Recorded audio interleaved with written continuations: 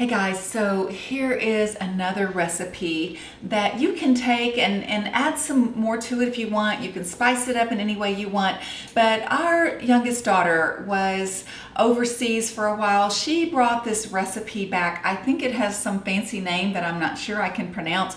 So I just call it Lentils by Melissa, which is her name. So it's really pretty simple. I went ahead and made lentils pretty much according to the directions on the package. These were brown lentils, and I did them in the Instapot. So in the Instapot, you need a little bit less water usually, but you can just do them on stovetop or Instapot, whichever, but really just according to the directions. And then I also did brown rice, and it takes like 2 cups to 1 stovetop, 1 cup of rice, 2 cups of water, and cooks for about 40 minutes if it's stovetop. If you do it in the Instapot, it's quite a bit less time, a little bit less water, so you can play with that. If you do Instapot, you probably kind of would know how to do that. So, and the only other thing that we use is yogurt, and then some onions that we fry in a little bit of coconut oil. So I'm going to get the onions going. I'm just going to use a couple of tablespoons of coconut oil in my skillet here,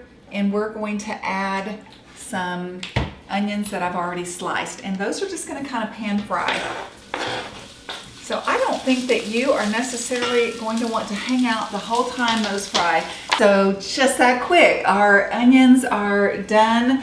We just cooked these in a little bit of coconut oil. Now, when it comes to oils, we probably will want to go over that another time in a little more detail.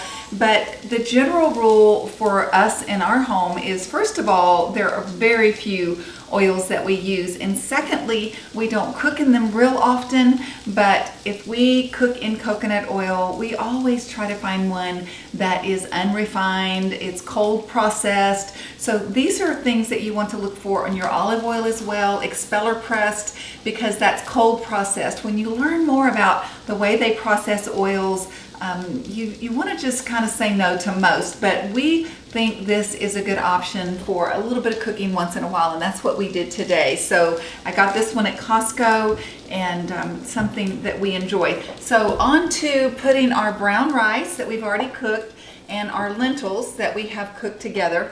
This is how this goes. So we'll start with kind of a bed of the brown rice. I did put a little bit of salt in this when I was cooking it, but I will tell you guys, this is one of those meals that you're going to want some salt, because it's just not going to be as tasty without a little salt. So go ahead and add a little bit of salt if it's not tasty. I added some to the lentils and to the rice. I didn't want to get too much, so if it needs a little more, just add a little more. And then we top that off with our yummy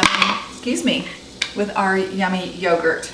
And voila, just dip that over, and that kind of cools it off, and the lentils and the rice are nice and hot when you just get them out of the Instapot or the pot and they're hot. That just kind of adds a little bit of cool, and then you top it with the onions.